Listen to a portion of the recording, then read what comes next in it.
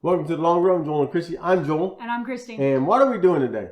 We're going to tell you our 5 biggest money mistakes. All right. So we want to know if you've ever made any money mistakes before. If you feel comfortable telling us that, drop us a comment below. If you've made any of the mistakes that we made, then you can drop us a comment below and let us know that if you're comfortable with that. Help us not to feel so alone. Yeah, help us. Don't let us feel left out.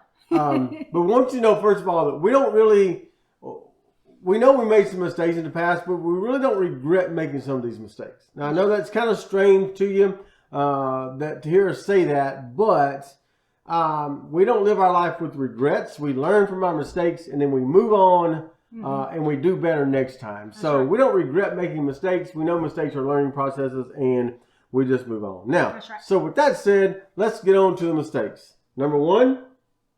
Me? Yeah. Okay. We used to borrow money for Christmas. All right. And not just like use a credit card. We would go to small loan companies because we wanted to make sure that our kids had the best Christmas ever. Yeah, and you've gotten these notices before. The loan company will send you a notice in the mail saying we're going to give you up to $1,000 for Christmas, and you only have to pay us back after Christmas. And you're like, okay, well, there's my Christmas money. Yeah, and it'll be no problem. We'll pay it back easy. Easy money. And then we find out, well, we can't really do that because the interest rate is so exorbitant, and we're into January, February, March, April, May, paying all of that back. That's right. So we have done that before. What we're doing different now is we save up our money in a sinking fund all year long. Yep. So that when Christmas comes, we don't have to say, oh no, we don't have money for Christmas. Instead, we say, we have money for Christmas. That's right. No problem. Let's go get what we wanted to get. Yeah, we do a sinking fund, and by September, October, we've got all of it saved up, and we are good to go. That's right. All right, so number 2, the second biggest money mistake we've made is going into debt for new cars. Now, I'm not against people buying new cars, but we'll probably never buy a new car again. Number 1, because it loses probably 20-30% of its value once you drive it off the lot. So if you buy a $25,000 car, you take a loan out on it. Once you get it off the lot, it's probably only worth about $22,000 at that point.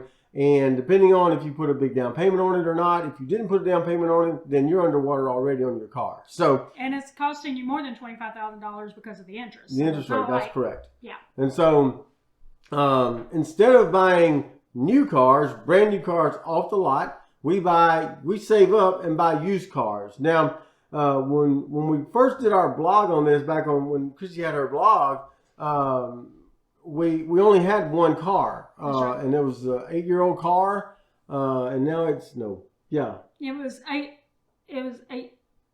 It's 13 years old now, and we're still driving it. Well, And we have saved up, and we bought another car, so now we have 2 cars, and we actually saved up enough money to buy a 2016 Nissan Versa car.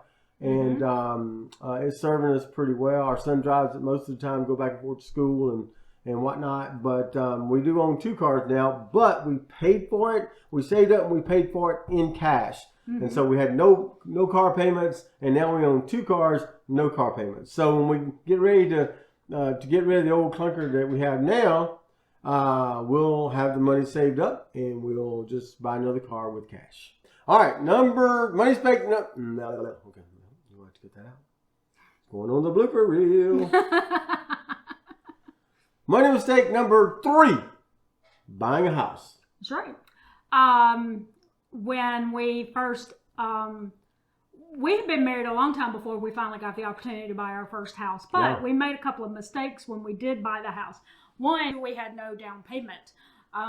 We were able to get, what was it? FHA loan. FHA loan, so that we didn't have to have a down payment. But that also meant that we had a PMI, or private mortgage insurance, that was tacked onto our mortgage payment every month. That is put on by the mortgage company, that is there just in case you default on your loan, because they've gotten no money from you. So they make you pay a little extra money every month. So we had to pay that on top of our mortgage, plus all the, other stuff, insurance and all that kind of stuff. So it wasn't it would have been smarter for us if we had saved up at least a 20% down payment, and then we wouldn't have had the extra payment tacked onto it. We also would have been smarter to have an emergency fund, because after we bought it, we kept having to replace things in the house. Yep. And every time we would have saved up a little money in an emergency fund, something would go wrong in the house, emergency fund gone again. And it's all because we started out with no emergency fund. If we had started with one already, we would have had a little bit built there. During the time that we had our house, we had to replace dishwasher, refrigerator, a sump pump. We had lots of stuff. Yeah, there was a whole list of things that, and not to mention just yard work and all that other stuff like that. Like every time you turn around, there was some kind of maintenance issue, and it wasn't a really old house.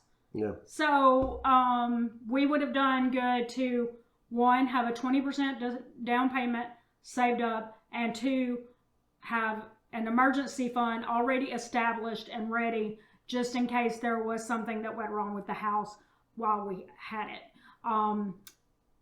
So what do we do now? Some of y'all may know this. We rent right now. We sold that house when we moved to Houston, Texas. We rented in Houston, and now we rent here in Orlando. And we're just slowly saving up and waiting for the day that the time is right. Yep, that's right. All right. Money mistake number 4, not having an emergency fund. Which we kind of just talked about a We just little kind of bit. talked about that. So we've always, we've hardly ever had an emergency fund built up. We've kind of built it up some a little bit, and it depleted, and we kind of never built it up again. But we've been determined now to build up an emergency fund of at least 3 to 6 months. Probably gonna get on the low end of 3 months to begin with, and then try to build it up later. But we're at least at 3 months before we really start doing anything else. It has been a little slow going for us to get all of our emergency fund built up, just because we have a couple of things that was kind of like slowing our progress down. Like I'm not working anymore. We were paying for our son to go to college. Things like that was slowing down that process of getting our emergency fund built up. But hopefully we'll have it this year. Yeah, that's the plan. And the way that we build our emergency fund is through budgeting, we have a pretty good budget. And a lot of people think of a budget as in a negative context, like these are things that you can't do. But a budget is actually telling you things that you can do. These are things that are important to you. That's what a budget is. It's things that are important to you and things that you want. And so we stick by our budget, and then we use the extra money to build up our emergency fund, and we're in the process of doing that now. Yeah. All right. Money mistake number 5. Moving to Kentucky. That's right. Now, nothing against Kentucky. It's a wonderful state. Yes. Now, if you follow us on Instagram, you may have heard us say before that we actually moved to Kentucky and lived there for 1 week. 1 week. Before moving back to where we were living at the time. And it is true, we did that. We had this big, we felt like God was telling Joel to go back to seminary and get his master's degree. So we decided we were just going to up and move to Kentucky to go to seminary there. We talked to them. They were like, oh, you'll qualify for a scholarship and campus jobs and stuff like that, and it'll be no problem. So we get up there, and we soon realized that particular seminary is a little more catered to fresh out of singles and early marriage with no kids. Yes, I was going to say fresh out of school, like still young. We were not still young. We had how old were they at the time? I think 11 and 7. Yeah, 11 and 7. I have it written in the blog. They were 11 and 7 years of age at the time, so they weren't. So we had kids. So we come and we find out they don't have on-campus apartments for that. We would have to live off campus, and we would have to have jobs, and that would turn our kids into latchkey kids in the middle of the city. Yeah, and so also that was a little bit of a concern. I also found out that all of the scholarships I applied for, I got none of them. So not only were we going to have to pay for living expenses, we were going to have to pay for school too. Yes, and then there was we actually found out that they had already filled all of their campus jobs Yep. by the time that we got there. So they weren't hiring any jobs. And they said, oh, I'm sure y'all can find some off-campus stuff. Yep. You know, We maybe. didn't find that either. Yeah, nothing off campus. So that was kind of like the last, like, we were just like, what have we done? Okay. It was the thing that made us realize that all the doors were being shut. So And we packed up we packed up the truck and we moved back to Mississippi. Mississippi. So we moved all our stuff back to Mississippi and we lived with my parents for a year. We got jobs at a cell phone carrier doing customer service for a while, and then the Lord opened the door for us to go back to take a church there around where we lived, and then eventually go back to New Orleans, live in New Orleans, go back to seminary to get a master's degree. So we had the doors open, but it wasn't in our time, it was in God's time. But Yeah. the thing was, we were trying to force that Yep. plan on our time schedule, not his. Yep. We didn't wait for him to open doors. We just were like, oh, we could do this. We didn't see, did he qualify for a scholarship? We didn't see, we just were like, oh, we can just move here and we'll make this and we just tried to make it happen. Yeah, that was a huge money mistake because it's expensive to move. Even back then, that was 2007, I think.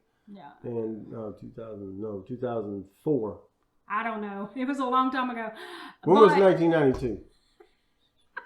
It was, yeah. Anyway, it was a long time ago, and it was expensive to move from Mississippi to Kentucky and then back from Kentucky to Mississippi. So And to get out of a lease that we had just yeah, and signed. to get out of a lease that we had just signed too. So it was a pretty expensive mistake, but anyway, we did it, and I do we want to lived to tell about say we don't want to give the impression that we are saying that unless you have jobs and everything already set up, that God can't open the doors for you and make it work. Because when we moved to New Orleans the first time that we lived there, neither one of us had a job, and everything worked out perfect. Yep. Because it was in God's time.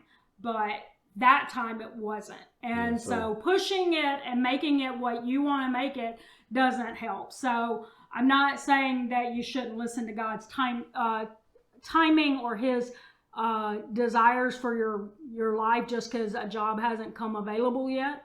But listen and be very prayerful over it. Yep. And make sure that you're actually doing what God told you to do and not what insert your name wanted to do. So those are our 5 biggest money mistakes. We hope that you'll be able to learn from some of the mistakes that we make. Like we said earlier, comment below and let us know if you're comfortable sharing some of your money mistakes with us and with the community, and we can help each other out. Yep. All right. So don't forget to like, subscribe, and hit that notifications bell for updates when we upload new videos on Monday, Wednesday, Friday, sometimes on the weekend, sometimes on Tuesday or Thursday. You just kind of never know when we're going to drop one in there. And with that said, I think that's going to do it today for The Long Run with Joel and Christy. I'm Joel. And I'm Christy. And don't forget, it's the long run. Give yourself a little grace. Bye.